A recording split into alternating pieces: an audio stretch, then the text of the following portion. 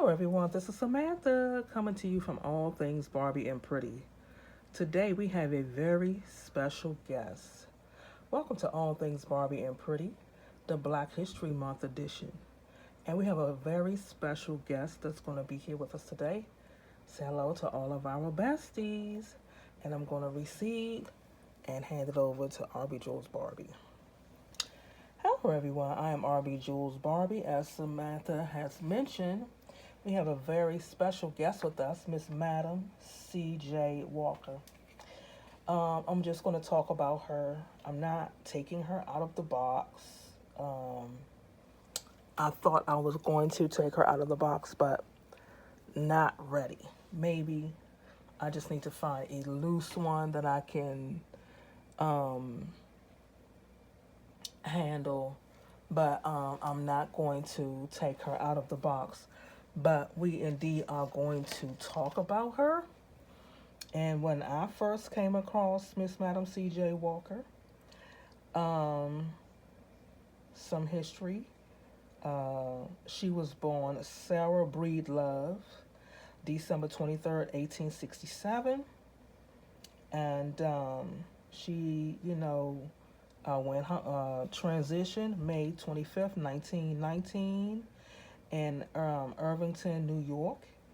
And her resting place is the Woodland Cemetery in Bronx, New York. She was a businesswoman in hair care, entrepreneur, philanthropist, and activist. And she was very well known for Madam C.J. Walker Manufacturing Company. She does have one child and grandchildren. She was married. Husbands that she had was Moses McWilliams, John Davis, and Charles Walker.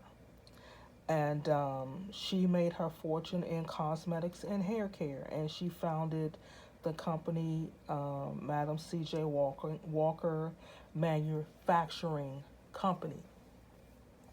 Now, when I first learned of who Madam C.J. Walker was in the late 1980s or 90s is when I found out who she was. And she became my inspiration to go into cosmetology. That was one of the first vocations or creative endeavors as a in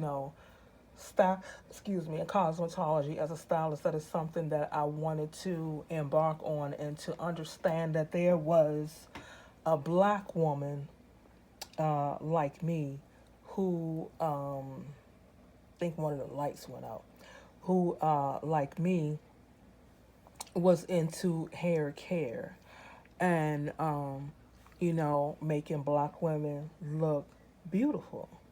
So she was my inspiration to do that. So, I learned how to do hair when I was 8 years old.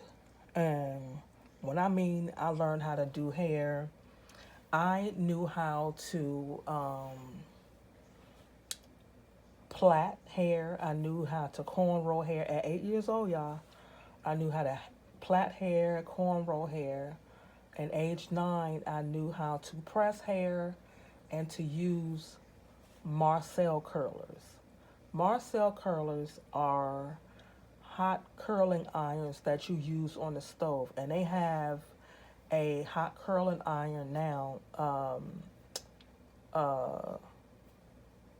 product that you can use to actually, heat up the hot curling irons inside of this little like miniature stove, but you plug it up.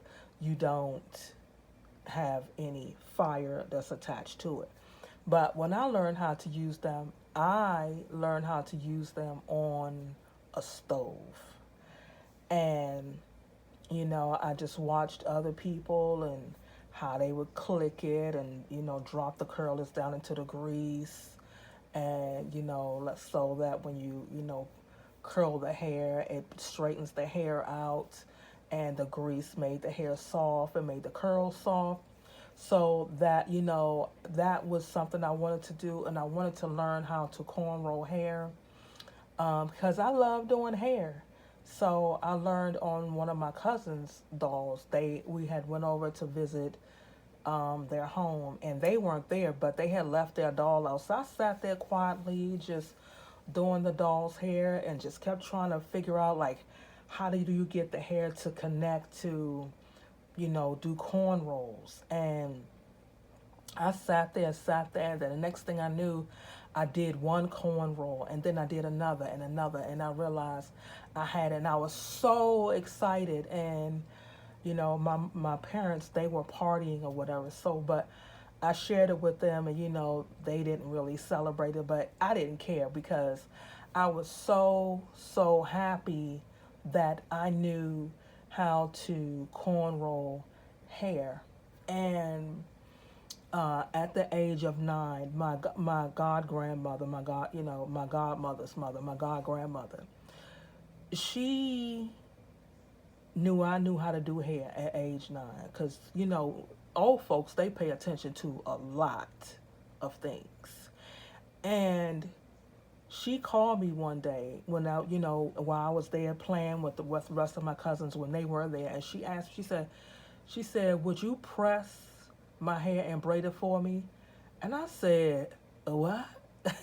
I really could not believe that this elderly lady was trusting 9-year-old me to do her hair. I mean, that gave me such a boost of confidence that someone really believed in me. And so I did it. The first time I did it, I was so nervous. I was so scared, because this wasn't a doll head. This was my first encounter with,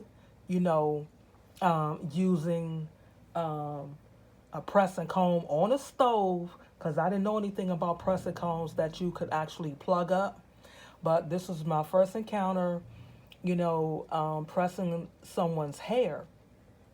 And, she had a pressing comb.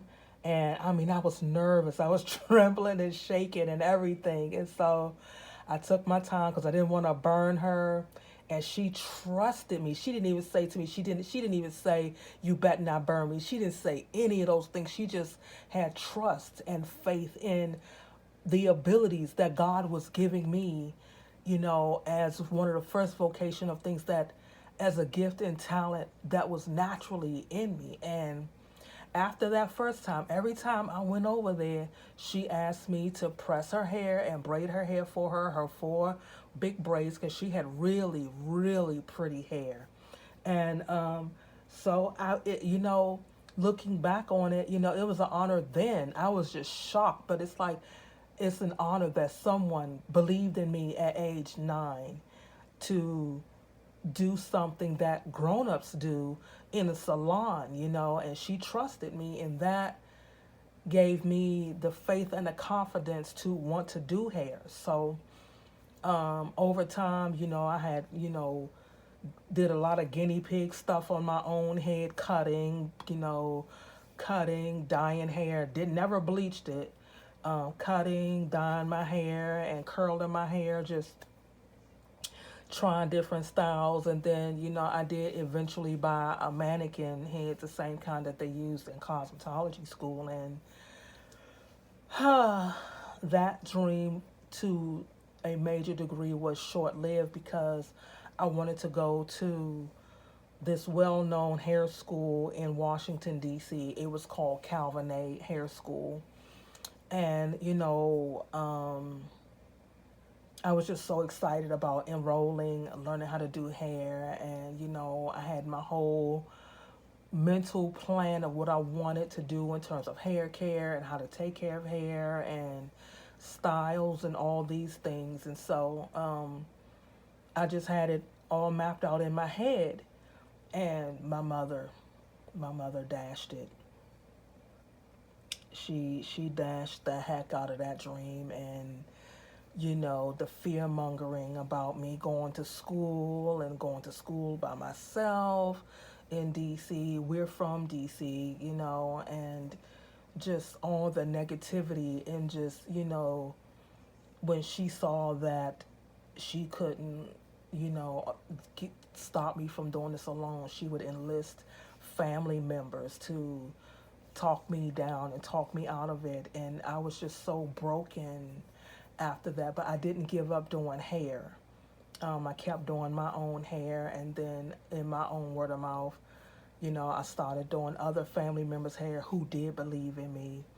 And then there were people on the outside who believed in me, who would let me do their hair. So I did, build up my clientele. And in my younger years, late high school and through my early years of college, that was how I made a lot of money, doing hair.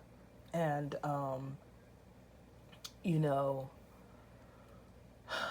and that's really, and I would play, when I was a kid, I would play in people's hair who had long hair. They would let me play in their hair and just comb their hair.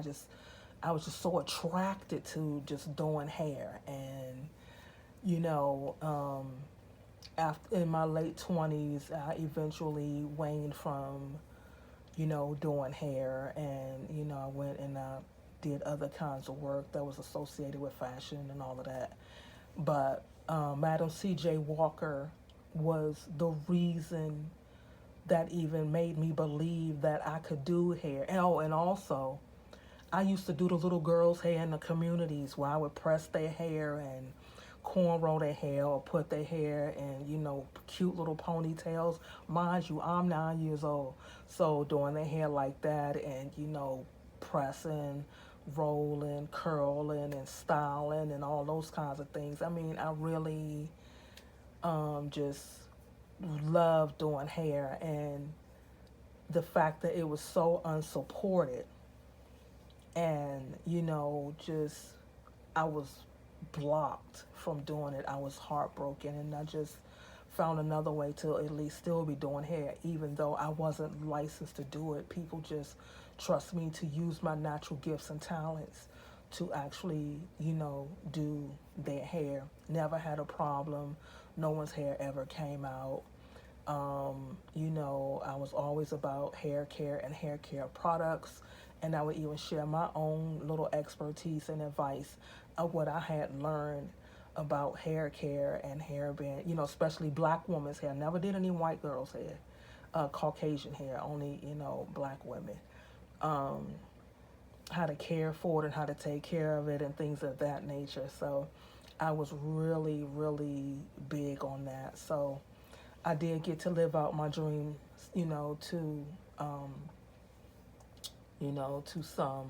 some point. And even my dolls, I would do my own salon.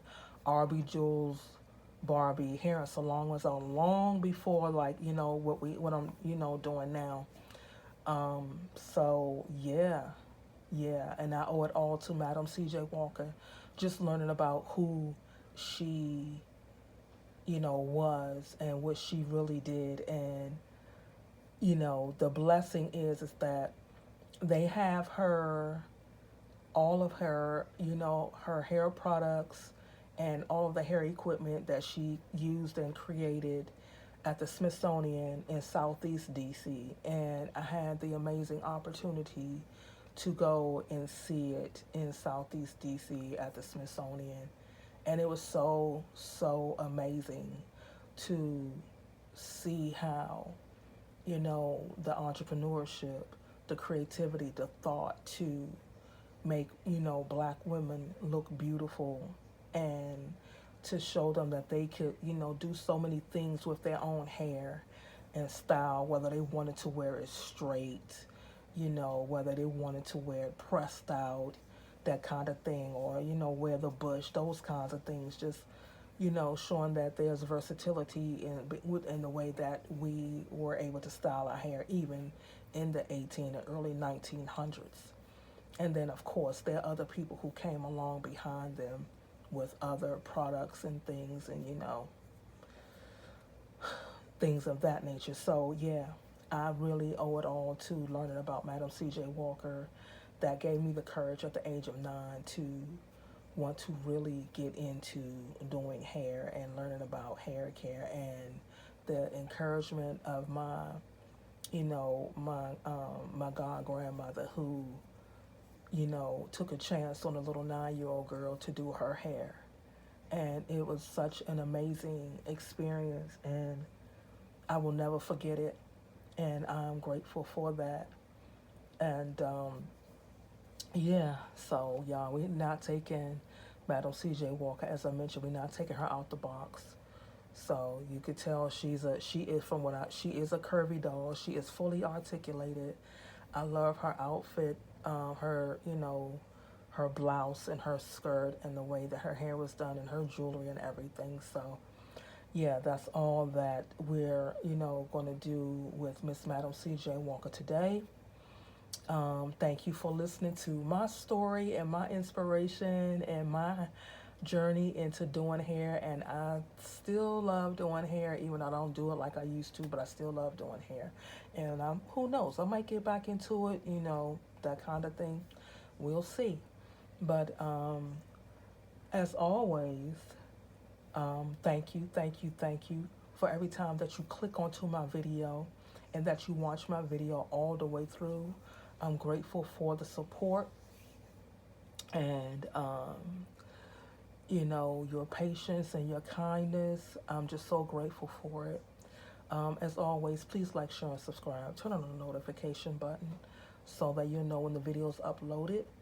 And until tomorrow, let's stay fierce and fabulous, and let's sparkle like Barbie.